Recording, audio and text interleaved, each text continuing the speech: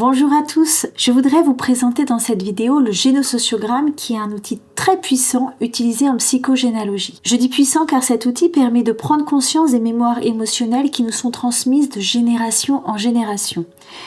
Le génosociogramme, c'est comme l'arbre généalogique classique, à la différence qu'il reprend les liens psycho-affectifs entre les personnes d'une même famille, ainsi que les faits marquants sur un plan historique et culturel. Ce qui compte est ce que vous savez. Ce n'est pas forcément la vérité, mais votre vérité.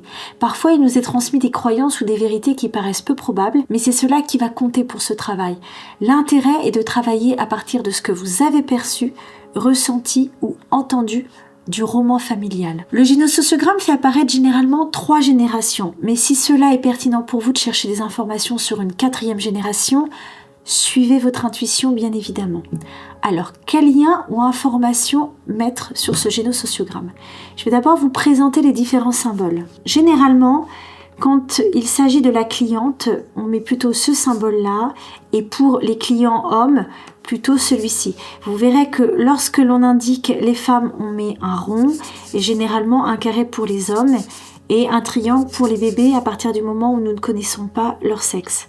Vous avez ensuite différents symboles pour l'homosexualité, le transgenre.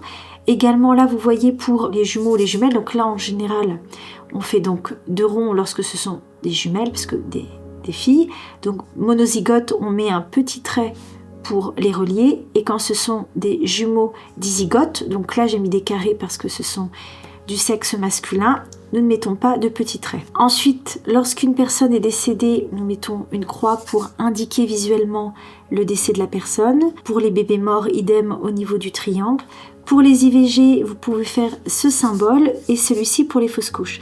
C'est extrêmement important de pouvoir répertorier les différents IVG et fausses couches parce que ça va vraiment nous donner une vue d'ensemble sur la répétition transgénérationnelle des bébés morts, ce qui peut parfois expliquer des difficultés dans la maternité, dans l'ici et maintenant. Ensuite, vous avez les différents liens du couple conjugal et du couple parental. Donc, par exemple, ça, celui-ci, il indique le mariage. Celui-ci, le couple conjugal. Et quand il y a un couple parental, il s'agit de rajouter ce petit lien pour qu'au niveau visuel, vous puissiez avoir des indications très claires.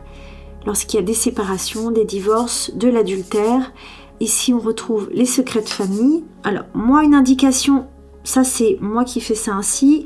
Pour les liens conflictuels, je fais ce genre de lien. Le lien fusionnel, je l'épaissis. Celui-ci, c'est pour l'immigration et celui-ci pour l'adoption. Évidemment, trouvez vos propres codes de couleurs. Vous pouvez mettre du feutre, du crayon. Ce qui est important, c'est que ça puisse parler donc à votre inconscient parce que ce travail est pertinent surtout pour vous et non pas pour les personnes qui vont regarder votre génosociogramme.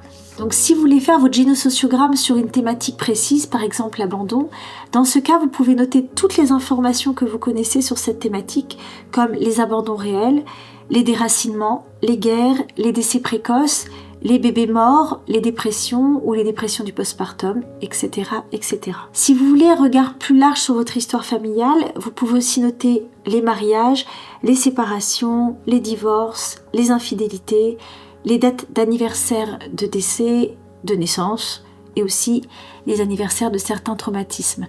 Car en psychogénéalogie, les études ont montré l'influence du syndrome anniversaire, c'est-à-dire la répétition inconsciente d'une date qui est attachée à un événement familial traumatique. Les générations suivantes peuvent inconsciemment répéter à cette même date des réactions anniversaires. Vous pouvez aussi voir les prénoms qui se répètent ou les professions, également certains traits de caractère que nous pouvons retrouver de génération en génération.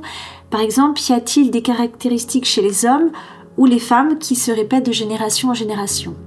Vous pouvez aussi noter les types de relations entre les personnes de la famille, les relations distantes, les relations fusionnelles, conflictuelles, etc. Comme je vous le disais précédemment, les grossesses, les avortements connus ou cachés, parce qu'à l'époque ils n'étaient pas légaux, donc parfois il y a des secrets de famille, les fausses couches, les adoptions, les bébés morts, les liens gémellaires, tout est à indiquer sur le génosociogramme.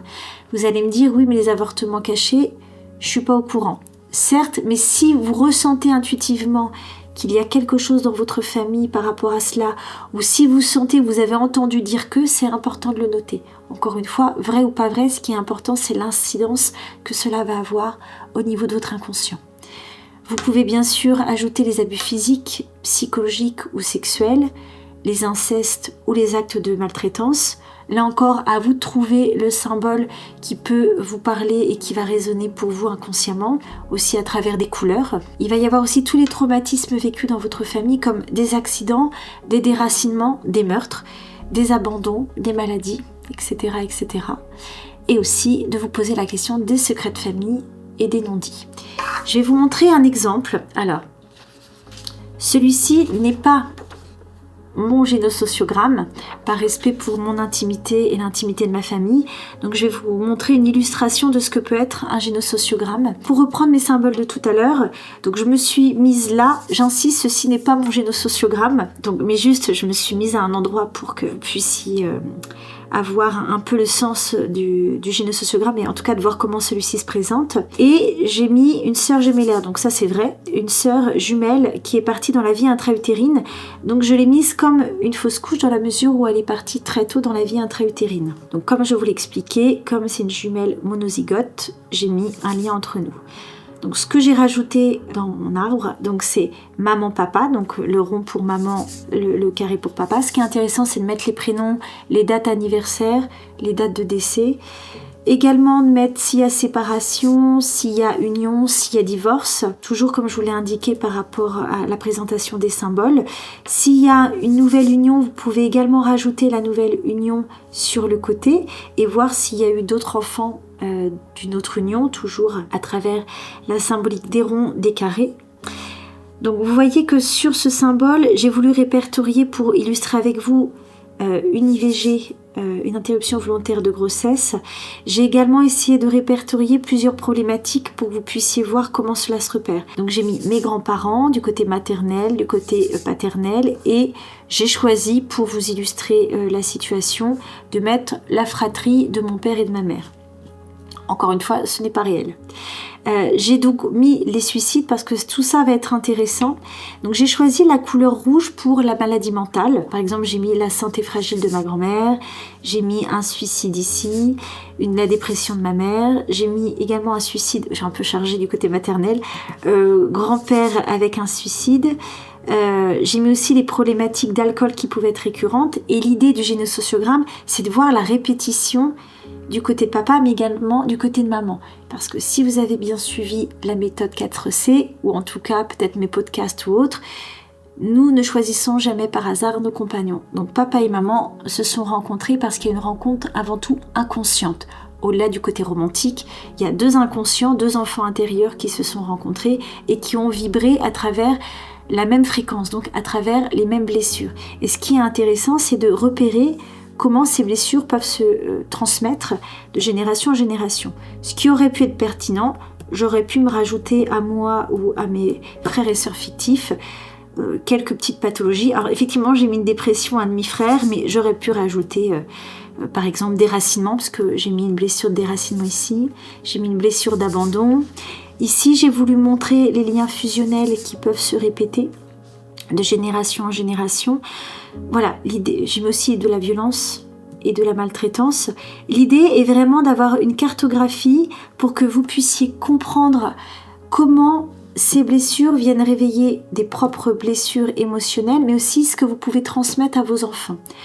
Tout ceci étant de pouvoir prendre conscience de ce qui résonne pour vous libérer et pour que votre histoire familiale appartienne bien à votre famille et que vous puissiez être libéré de ce qui vient résonner inconsciemment dans la matière. N'hésitez pas à mettre ces éléments en rapport avec un contexte historique et social, parce que cet outil est vraiment très intéressant pour observer les croyances limitantes que vous portez et aussi pour comprendre les difficultés que vous vivez sans vraiment en comprendre le sens. Je reviens sur les secrets de famille, les non-dits ou les bébés morts. Vous allez voir comment toutes ces blessures vont venir résonner et vont pouvoir se retrouver inconsciemment. Et si vous avez eu des difficultés autour de votre maternité ou votre paternité, parfois le silence autour de bébés morts peut se retrouver aussi dans des difficultés de stérilité ou dans des difficultés à concevoir des enfants. Faire ce travail avec un thérapeute est aussi pertinent car il vous aidera à faire plus de liens et à réaliser des associations de pensée plus poussées, notamment si vous avez une problématique particulière. Merci pour votre écoute, j'espère que j'ai été claire et en tout cas à très bientôt.